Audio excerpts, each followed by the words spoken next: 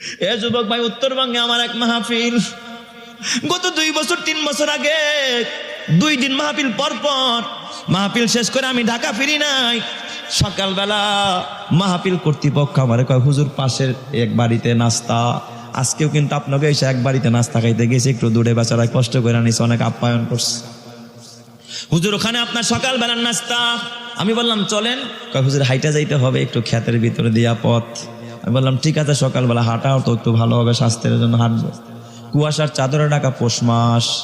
যখন আমি যাচ্ছিলাম, 2 পাশে বাঁশ বাগান আর কলা বাগান আর সুপারির বাগান। হঠাৎ আমি কিছু দূর যাওয়ার পরে দেখি বাঁশের বেড়া, তাকায় দেখি অনেকগুলো গণকবর। জিজ্ঞাসা করলাম, কয় হুজুর এটা কবরস্থান? এটা কবরের পাশ দিয়া, কবরস্থানের পাশ দিয়া যাচ্ছিলাম। আমি পিছনে পিছনে আর আমার আগে আগে হাঁটতেছে। কিছু দূর যাওয়ার পরে হঠাৎ দেখি নতুন একটা কবর।